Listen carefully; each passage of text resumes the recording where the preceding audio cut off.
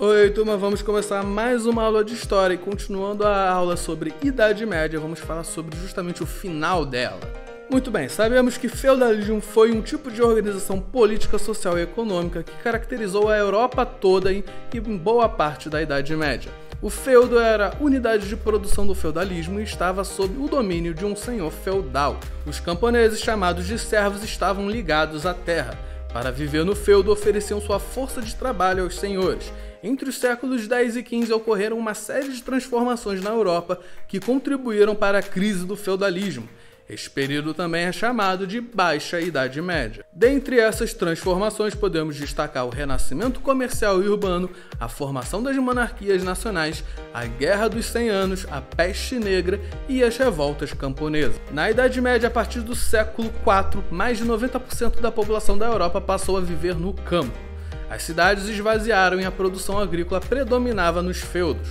O comércio era quase inexistente, mas a partir do século X, essa situação começou a mudar. O comércio passou a se intensificar, motivado especialmente pelas cruzadas. As cruzadas contribuíram para o restabelecimento das relações entre o Oriente e o Ocidente e para a abertura do mar Mediterrâneo aos mercadores. Além disso, com as cruzadas, a Europa passou a conhecer uma grande quantidade de produtos trazidos do Oriente, como especiarias, sedas e tapetes. O modo de vida dos mercadores responsáveis pelo renascimento do comércio não se baseava na agricultura e na terra, mas no comércio e no dinheiro. Viajavam por rotas comerciais e vendiam produtos em grandes feiras. À medida que o comércio se expandia, iam surgindo cidades exatamente nos locais onde as feiras medievais eram realizadas. Isso ficou conhecido como renascimento urbano. Por razões de segurança, os mercadores procuravam realizar as feiras em lugares fortificados ou cercados de muralhas. Esses locais, chamados de burgos, pertenciam à igreja e aos senhores feudais e garantiam a defesa das feiras. Com o tempo, os mercadores passaram a se estabelecer ali. Nos burgos se instalaram oficinas de artesãos, sapateiros, ferreiros, carpinteiros, entre outras profissões. Assim, em volta da primeira fortificação surgia um novo núcleo, também cercado de muralhas. Os moradores dessa segunda zona fortificada chamavam-se de burgueses e posteriormente passaram a constituir a classe da burguesia. Os burgueses eram homens livres desvinculados do sistema feudal. A expansão do comércio e o crescimento das cidades trouxeram conflitos. As terras da cidade pertenciam aos senhores feudais ou bispos que desejavam cobrar altos impostos. Para se proteger dessas exigências, os burgueses se uniram em ligas ou corporações a fim de conquistar para as suas cidades a liberdade necessária. As corporações passaram a ser as principais organizações das cidades medievais. Inicialmente havia apenas uma associação que reunia todos os mercadores da cidade. Mais tarde, porém, foram criadas corporações de ofício, ou guildas, formadas pelos mestres de cada ofício da mesma cidade. Assim, havia corporações de ourives, de peixeiros, carpinteiros e outras profissões. As corporações estabeleciam regras sobre o modo e a duração do trabalho, fixavam os preços dos produtos e os salários. Em muitas cidades já eram tão poderosas que chegavam a construir edifícios para se reunirem. Se por um lado as cidades ofereciam uma alternativa à vida dura e fechada nos feudos, por outro havia uma série de problemas de infraestrutura e planejamento urbano. As cidades medievais não ofereciam condições de conforto e higiene, em virtude de seu crescimento desordenado. Esse crescimento era limitado somente pelas muralhas da cidade. Como não era possível destruir os muros e a população só aumentava, as casas cresciam para cima, chegando a ter até 3 andares. A maior parte era de madeira, o que favorecia os incêndios. Nas cidades não existiam calçadas ou sistemas de esgoto. À noite não havia iluminação. As pessoas circulavam pela cidade no meio de animais e esgoto. Durante quase toda a Idade Média não existiam países como conhecemos hoje. O processo de formação das nações começou no final do século XII e se consolidou entre os séculos XIV e XV. Só então foram criadas línguas e leis nacionais. A formação das nações ocorreu porque os burgueses, que constituíam a nova classe social da época, sentiam-se prejudicados com o sistema feudal. O senhor feudal cobrava impostos e taxas por qualquer atividade comercial. A variedade de leis, línguas e moedas atrapalhava o comércio. Além disso, os exércitos feudais saqueavam cidades, pilhavam, destruíam e roubavam. Para resolver esses problemas, faziam-se necessário um poder centralizado capaz de pôr fim à desordem, padronizar os impostos, pesos, medidas e moedas. Foi então que os burgueses resolveram se aliar aos reis. Os burgueses entraram com o dinheiro utilizado pelos reis para organizar exércitos profissionais capazes de impor sua autoridade. Essa aliança deu origem às primeiras nações, chamadas de monarquias nacionais. Tanto na França quanto na Inglaterra formaram-se monarquias nacionais que passaram a governar esses dois países.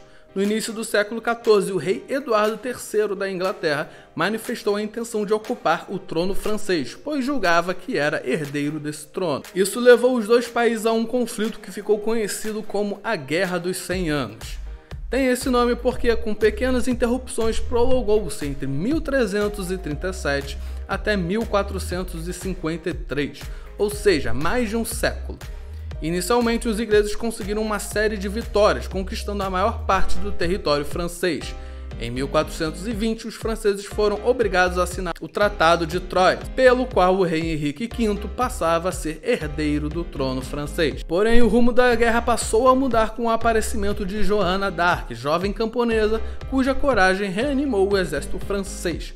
A partir de então, os franceses conquistaram muitas vitórias e em 1453 expulsaram os ingleses. Joana d'Arc, conhecida como a Donzela de Orleans, foi uma guerreira e líder militar francesa. É considerada uma das personagens históricas mais importantes na formação do Estado Nacional francês devido aos seus feitos militares. Joana nasceu aproximadamente em 6 de janeiro de 1412 no vilarejo de Domremy, região da Lorena, na França. Hoje a cidade chama-se Domremy-la-Pucelle. Pucelle em francês significa virgem ou donzela, em honra à heroína. Joana d'Arc era filha dos agricultores e artesãos Jacques d'Arc e Isabelle Romain, sendo a caçula de 4 irmãos. Como era comum entre camponeses, ela não aprendeu a ler e a escrever. Durante a adolescência, ela teria ouvido vozes que lhe confiariam a missão de libertar a França e entronar o verdadeiro rei. Sua jornada começa no ano de 1429, quando Joana d'Arc tinha ainda 16 anos. Com cabelos curtos e vestindo trajes masculinos, ela percorre as linhas inimigas por quase um ano, lutando contra os Borguignões até alcançar Chinon, onde se encontra com o monarca Carlos VII.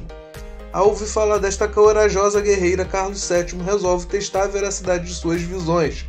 Para isso, o soberano convida ao seu castelo, mas pede que ninguém lhe revele sua identidade. Ordena aos seus nobres que se vistam com elegância e se apresentem como o rei. Joana examina alguns desses supostos monarcas, mas não os reverencia. Somente quando se detém diante do verdadeiro Carlos VII, se curva e o declara como o verdadeiro rei da França. Dessa maneira, o rei nomeia Joana comandante do seu exército e lhe atribui uma tropa de mais de 4.000 homens. Com esses soldados, ela liberta a cidade de Orleans em apenas 3 dias. Na sequência, Joana inicia a missão a que estava destinada, conduzir o rei Carlos VII à cidade de Reims para ser declarado rei. Nesta cidade eram tradicionalmente coroados os reis franceses, e Carlos VII é feito rei no dia 17 de julho de 1429 na Catedral. Com isso se renovam as esperanças do povo francês em libertar o país do domínio inglês. No ano seguinte, Joana d'Arc reinicia a campanha militar e, após uma série de vitórias, tenta libertar a cidade de Compiègne.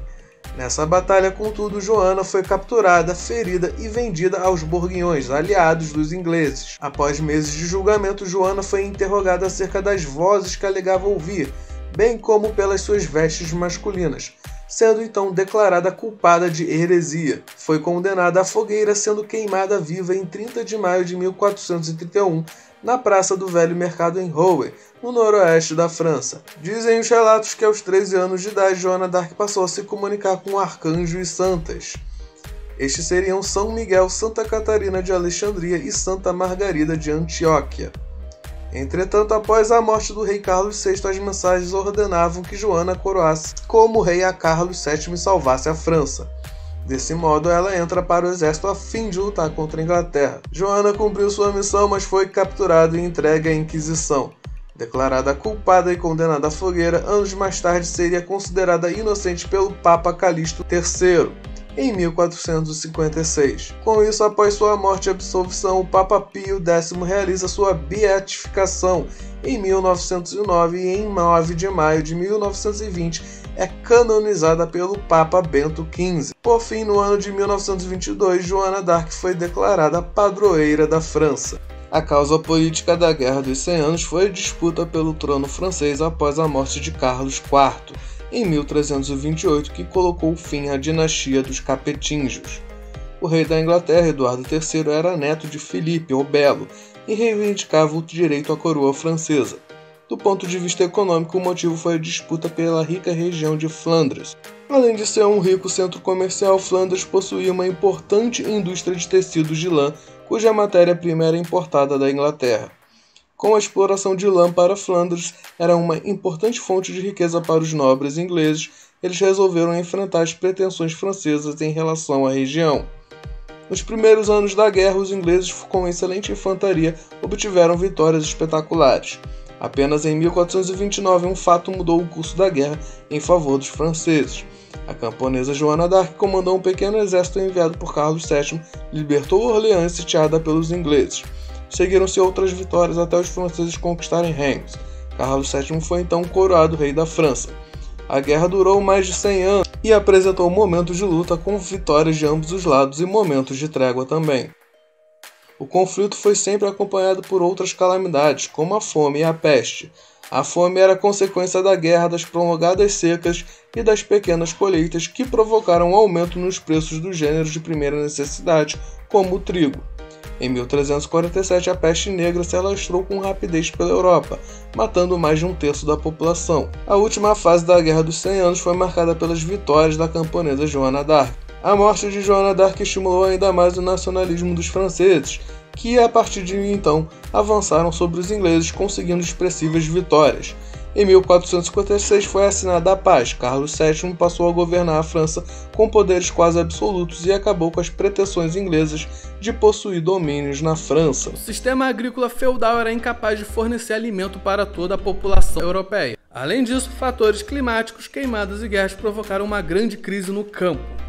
O rápido crescimento das cidades medievais, como vimos, trouxe uma série de problemas sociais e urbanos, devido à falta de higiene e ausência de um sistema de esgoto. Entre 1340 e 1350, esses problemas se agravaram no momento em que a peste negra se tornou uma das mais graves epidemias a atingir a população da Europa. Transmitida por ratos, a peste negra ou peste bubônica foi trazida por um navio italiano de Veneza que vinha do Oriente. Mais de um terço da população europeia foi contaminada e morreu. A peste negra ou peste bubônica foi uma doença que assolou a Ásia e a Europa. No continente europeu, o auge da epidemia ocorreu de 1347 até 1353, durante a Idade Média.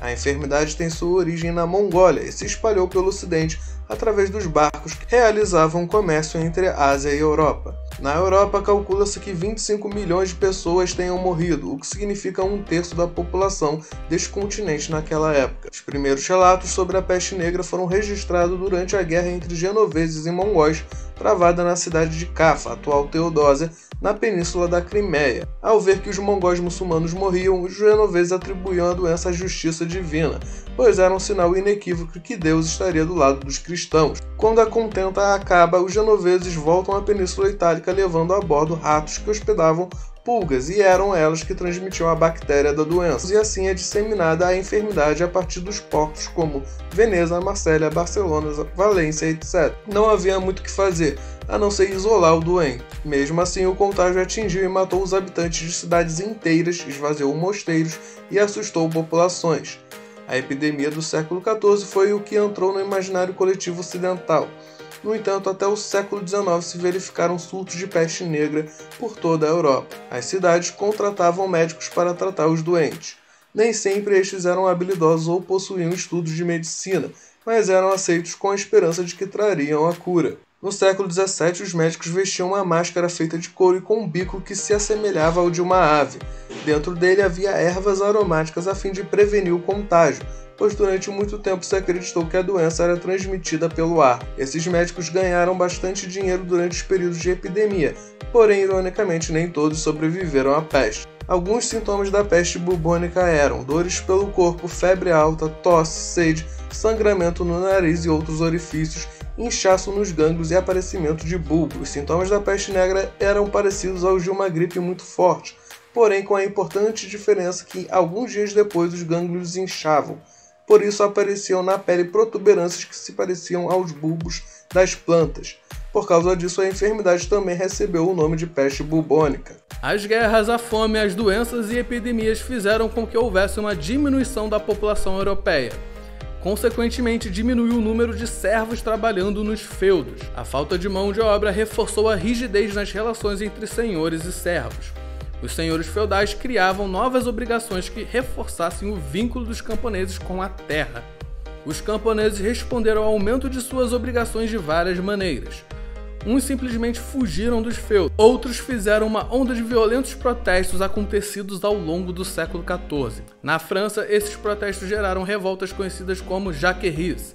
O nome vem do fato de que os nobres chamavam os camponeses de Jacques Bourron, algo como o Zé Ninguém. As revoltas se espalharam pela Europa. Entre 1323 e 1328, os camponeses da região de Flandres organizaram uma grande revolta, e no ano de 1358 uma nova revolta explodiu na França e em 1381 na Inglaterra. Com todas essas revoltas, a centralização nas mãos de um único rei se fortaleceu e se tornou mais emergencial na Idade Média. Isso contribuiu ainda mais no nascimento das monarquias nacionais. O período da Idade Média chega ao fim de fato no ano de 1453, quando os turcos tomam a cidade de Constantinopla, capital do Império Romano do Oriente. Quando Constantinopla cai, dizemos então que a Idade Média termina. Então é isso, turminha. Terminamos a aula de hoje. Tchau, tchau e lavem as mãos.